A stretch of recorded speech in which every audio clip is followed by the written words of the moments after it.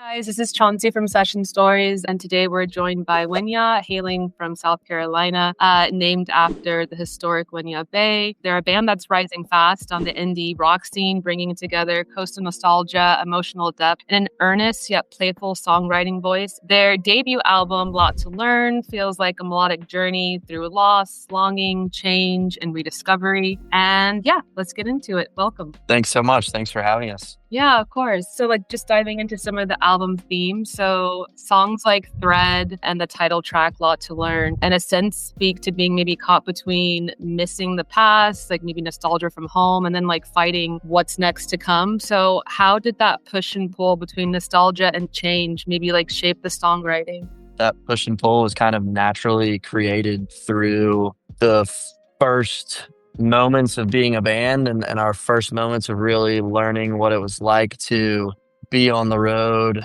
for long periods of time, longer than we'd ever experienced. We were kind of just playing locally in South Carolina for the first few months or year or so of the band, and that was before we really gained any traction on streaming or touring. We kind of got into touring more. I think that we had this feeling of being caught in between where we were growing up at home and where we want to be, growing our band on a global scale. So I think that those songs, Lot to Learn is nostalgic in a sense of like going through changes of relationships and feeling like you have to fit in. And hey, Luke.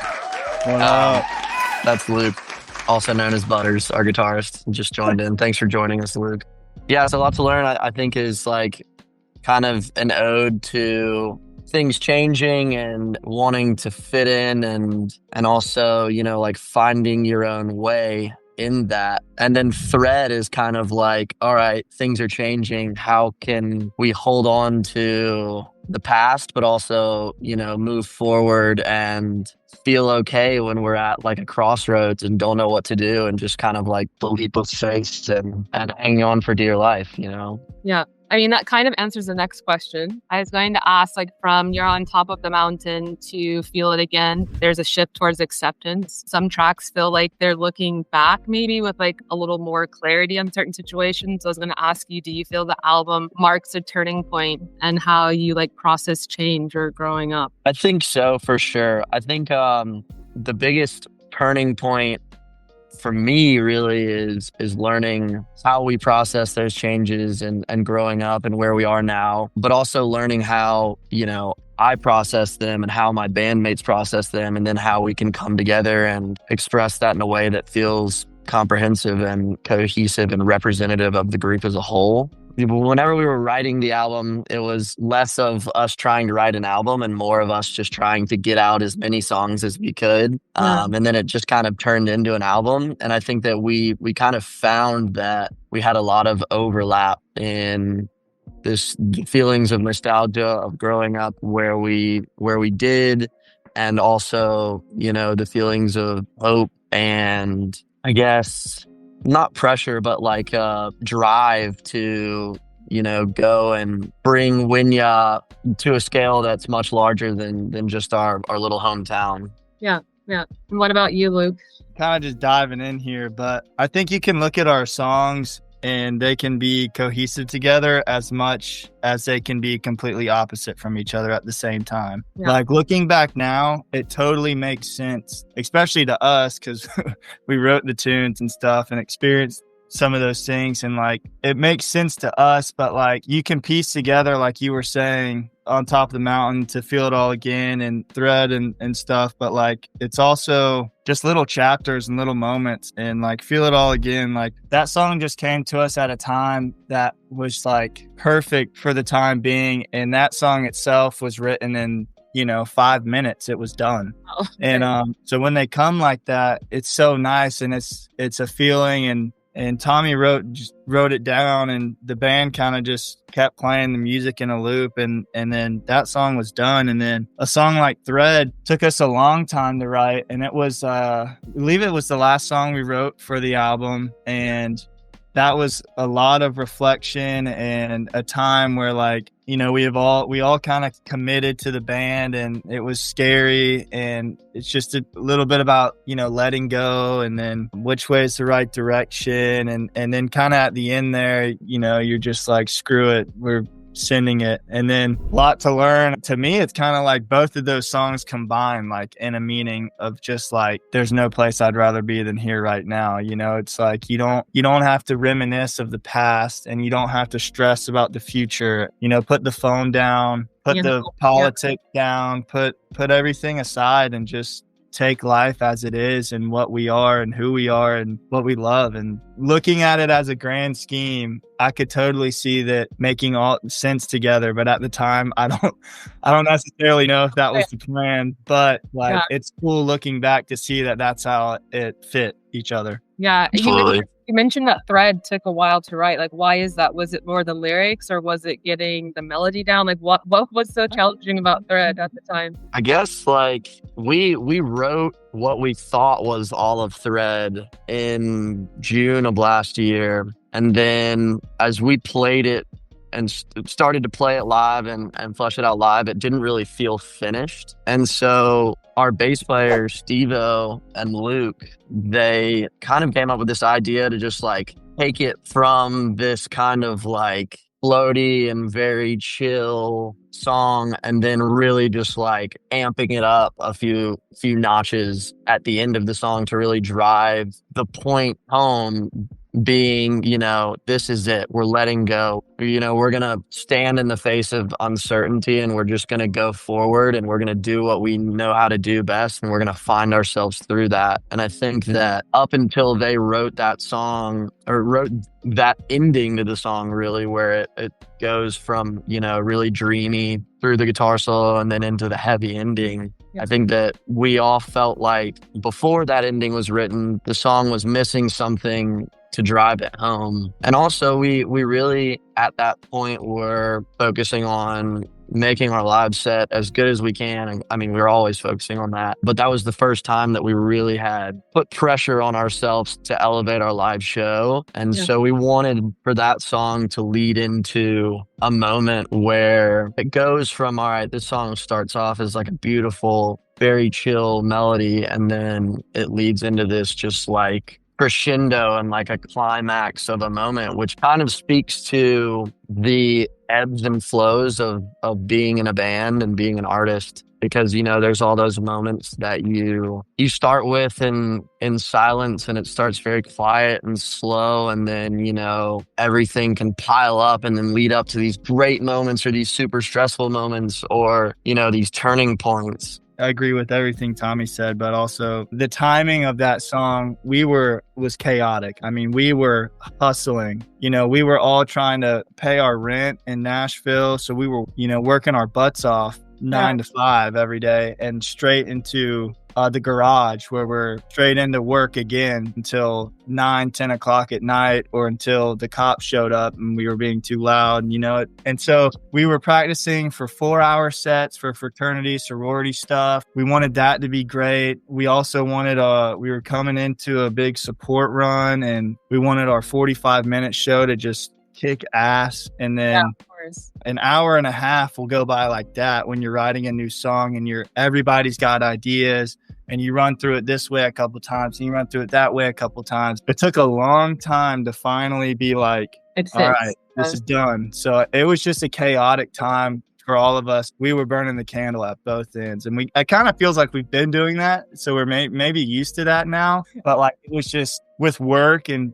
paying rent and all that. And before we all like were able to fully commit, it was just like stressful, probably, but very chaotic, stressful. And I think it reflected in the very ending of that song, you know, because it's I mean, it's rocking, and we just wanted to kind of lay down what we were feeling and what we were going through. Yeah. But then what's really cool is that like you on tracks like Lay Me Down and Long Time Coming, there's definitely like this real sense of, it almost feels cinematic in the way that the lyrics kind of unfold. I forget which song is the one about the guy on the run because he's done something bad.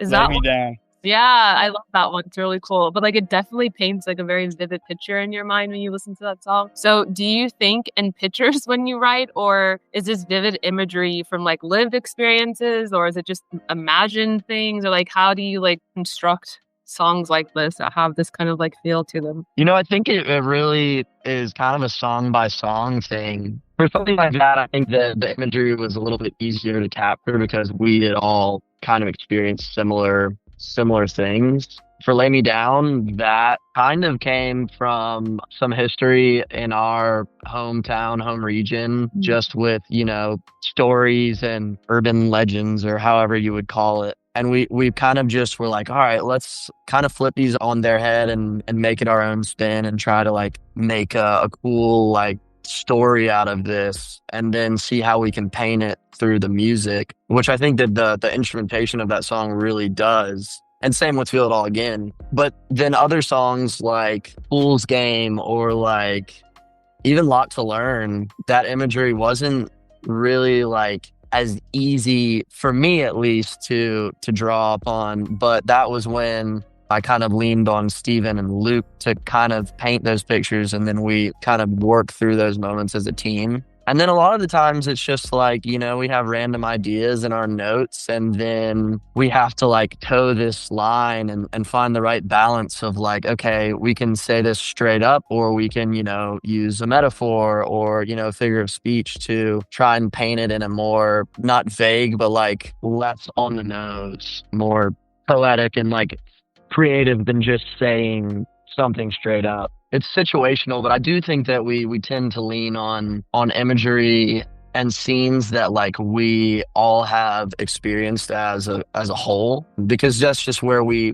have common ground, and that's easy for us to build ideas off of that, and then go in and find, you know, the specific things that each of us, you know, want to bring to the song, and then we can kind of go from there, figure out what individual things we want, and then kind of piece it together and fit it into our whole vibe and image that we want for a song for the whole band. Yeah. I want to say kudos to you for a long time coming and Lay Me Down, because I think as well, like similarly, like cinematic, you said, you definitely draw on like a storyline. I just never pieced those two together like that, but that makes total sense to me after you said that. But yeah, Lay Me Down started as like a fun, we were just goofing. It's really cool. Like it's like you get a very vivid image in your head.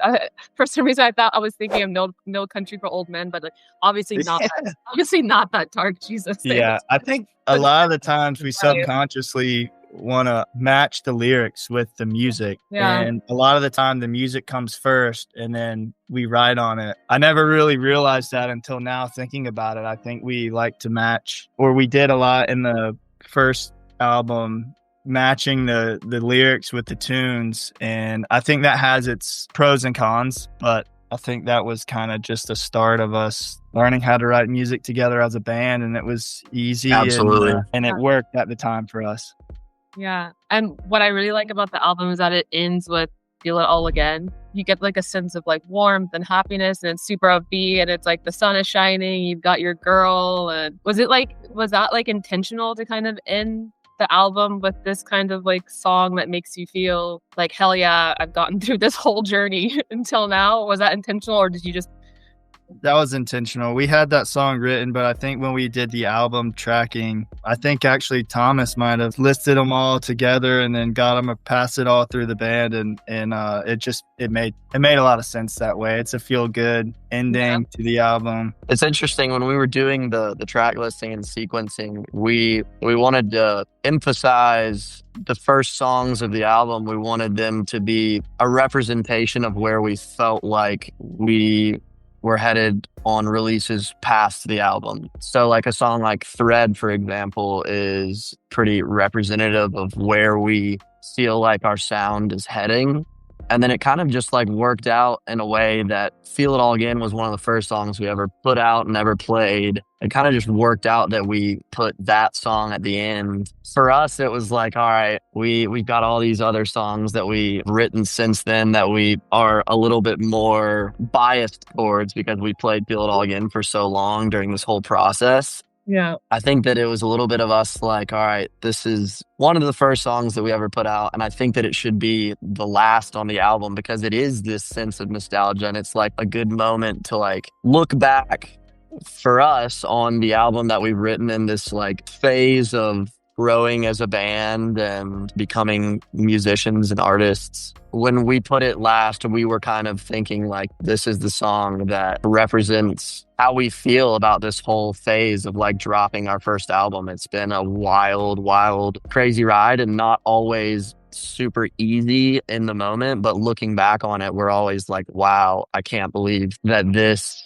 all has happened. It all feels like it's happened so fast, but also over such a long period of time. And so there's a lot of like nostalgia towards the whole process of making the record. And then I think I read in the article that the songs for A Lot to Learn started coming together right before, I think it was like your Bonnaroo gig. So have any of those like early versions changed from what fans heard at the festival? Yeah, they changed a lot. Like Lay Me Down, I listened to one of the original demos we had of it, and it was so much different. And like Long Time Coming changed a lot, and Fool's Game changed. We had to get it together for Bonnaroo, and that's what we did, and we nailed it. And then as time went on, we kind of sanded it down and perfected those songs. I would say like, you know, we had the bones of these songs at Bonnaroo, but then as time went on and we played them more and more, they grew.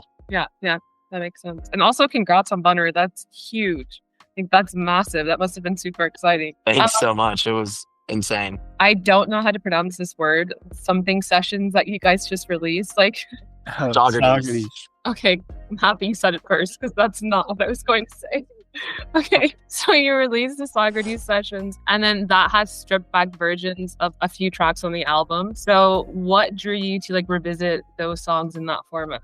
In my eyes, this is how it went down. We had 4 days in between, a crazy run. We had John Natar in the studio, and that's what we came out with. Like it wasn't even the goal at first, and it kind of blossomed into like a beautiful stripped back cool thing. But Tommy can probably say more about it. We had been on tour pretty much for the whole fall when we recorded it. We recorded it in December of 2024. We'd been on tour for the whole fall, and we were like all very tired. It was our first tour. Definitely, you know, like getting tired of being with each other a little bit. Which, you know, happens when you're, you know, spend so much time with these guys pretty much like 24/7. And I think that we really like, we went in and we wanted to just get some acoustic videos that we could put on our Instagram. And then we kind of convinced John to record full versions, which then put a pressure on us to like pull out some full versions. And so it really just kind of happened on the spot. We had never really done those stripped back versions, but with where we were in the studio and the gear that we had, we were kind of limited to, you know, the instruments that we had and certain sounds. So we took that challenge and we're like, all right, let's see what we can do. Picked the 3 songs that we felt would be the best for us to try and do on such short notice, and then a few covers that we had never played ever, and just kind of threw together on the fly. So it really just kind of happened on the fly, and I think that the sound that we got is a little bit due to the limitation that we had in the studio, not having like a full live band tracking setting. Yeah. But also like I think that it was sort of like a relief and a little bit of an exhale as a group, just from like all of the touring and the madness that we'd been going on. It had been a bunch of crazy rock shows, really for the first time of our lives touring. And it felt like a little breath of like taking a step back and just relaxing a little bit and seeing what happened. Really, it was nice. Very experimental. After just being so calculated and so like, we knew what we were going to do. We worked so hard and we nailed it, but we also made it seem like you're getting something fresh and spontaneous at the same time. Just after doing that for so long, or not so long, but like for our first time touring really, and then so rocking and fast. And then it was really nice to be able to go in the studio and like reconnect with all the guys. We had been grinding like just head down, and then to sit down and play again, just play with each other and like listen to Tommy's voice in a softer setting, and Jake with the sticks on the drums and Rob on the felt piano. I got to just lay back and play off the guys and answer Steve's bass line and this and that. And it was really refreshing and nice. We were like tired of each other at the time more than we thought we were. I mean, for sure. We rarely fight, honestly, and we weren't fighting or anything, but we were just, you spend a lot of time together. Ignored. It helped us more than we even know. I was like, I can't believe we sound this good, man. Like, this is good stuff. This is so chill and vibey. Like, I'm so happy to be in a band with y'all. Like, you guys are great musicians. This is good. I'm very proud of what we came out of this. Each night at like 8 or 9 or 7 o'clock, we'd be like, so what are we going to do tomorrow? It's like, I don't know. We got to figure it out. And then we would figure it out, sleep in till 10 or whatever, and then stay up all night figuring it out. Then we'd go in and do it. And then we'd leave that night and be like, oh crap, what are we going to do tomorrow? Yeah.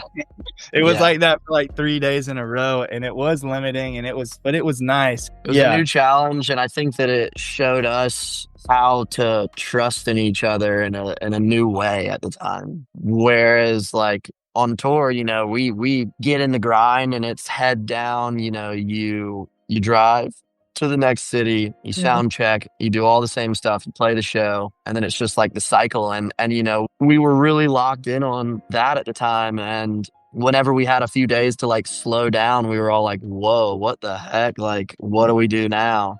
And it was a moment where we all kind of just were like, all right, I guess let's just try this and just see how it goes. Yeah, we were basically like brain dead and just went for it. Had just started playing, and then we played for like 30, 45 minutes, and we'd have it kind of dialed, and we just like, all right, well, hit the red button. Let's go.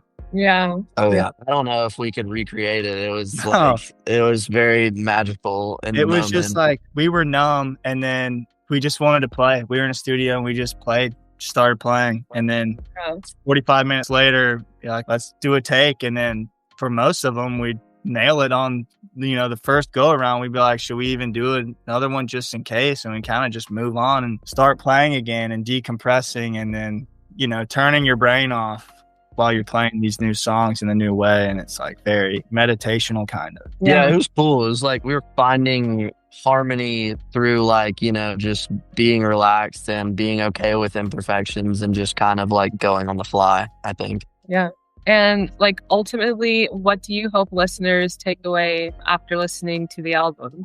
That when they listen to our songs, that they feel something. I don't know, that whenever we play these songs, we mean what we're saying, and we really want to try and give the feeling of what we feel when we play these songs to the audience and to the listener. If these songs can help them feel something that they haven't felt ever, or feel something that they haven't felt in a long time, that for me would be amazing. On like a more cliche like rock and roll answer, I want them to know that we're a badass band, but I think I also want them to know that there is more to hope for. I think that that's a lot of the theme of this album is working through things and working through life and growing up and changing and keeping hope. The past is the past, the future will be, and the moment is now. And so like we should just hold on to what we have in that moment and not dwell too hard on the past, and hope for the best in the future, I think. I want people to hear our songs and be able to go to a nostalgic place or memory and revisit that and have those same emotions and feelings that they felt, and reconnect with that when they listen to our songs, and at the same time, I want people to listen to our songs because they're in that moment and that's what they want to put on and listen to. Like, you're on the boat, you want to listen to a song, throw it on. You're driving in your car and you want to listen to our songs, throw it on. And I want people to be able to do both of those things, like revisit those feelings and feel that and do that through our music. And then at the same time, throw it on and listen to it because it's what you want to listen to and it's what you want to feel in that moment and as you're moving forward with your life. Yeah. Yeah. And so what's next on the agenda for you guys for 2025? Are you guys still touring, right? We are. Right now, we are kind of on a little break for September, and we're doing a lot of writing. We've been recording some new songs that we're hoping to get out this fall or maybe early next year. But the main focus right now is trying to finish writing our second album. We're making good headway, and still, I still feel like although we have a lot of songs written, that we're still in the early stages because, we have October through December to go and tour and try new stuff on the road. And inevitably, some of these songs will grow and we will, learn more about what we should do for the song and what the song will do for us over time, and trying to throw in some of the new stuff and try it out. And then really just going to a bunch of new cities, supporting Willis and ending it out with some headline shows. It's a busy time for us. Although we're off right now, we're still writing and just trying to stay ahead of the game and keep people on their toes and also keep our fans happy and keep fresh sounds in front of them, I think what's next for Winyah is total world domination. Absolutely. This next album is gonna be 100 times better than the first one, and I think that it'll be an album that no one will be able to ignore. Yeah. And when are you guys coming to Europe? As soon as Thomas can get there, I promise you. Yeah. I've been... So you're holding everyone back from coming to Europe? No, I am probably. Tommy wants to go as soon as possible. I want to go as soon as we can. I think that realistically, I think that we need to continue growing our fan base in Europe a little bit more before we can commit to a tour there. But I'm hoping and working my tail off to try and make that happen so that we can come to Europe either next year or early in 2027. Well, I think people at least know you in Berlin because I live in Berlin and I was targeted with your music. So that's a good sign. Let's go. That's awesome. That's a great sign. Yeah. I think that, as time goes on and as we continue to grow and really make it through the whole country, through the whole United States next year and release this next album, that Europe will be in our sights on the horizon. I really, really want to make it happen. And we have a ton of people asking us to come to Europe. It's just a matter of making it worthwhile for everyone because we want the shows to be amazing for everyone over there. And we want them to be big and have it be a big party and a big, amazing, huge, as big as we can have every show be a big gathering of like-minded, community people. Yeah. When you guys get here, you'll have the best time ever. You'll definitely have the best time ever. Yeah. I cannot wait. But yeah, I think those are the main questions I had for you guys. But are there any final words that you want to leave your fans and the listeners with? Oh, man. Keep on listening. Keep on listening. Bear with us. We're working so hard to give y'all new music and to make sure that it's, the best stuff that we can make. And we cannot wait to share it with you. Yeah. Tell your friends, tell your family. Please. Winyah loves you. Winyah does love you. Even though you may not know us, we still love you. And we will come to Europe and we'll come to all of these cities that our fans want us to come to. It's just a matter of logistics and timing.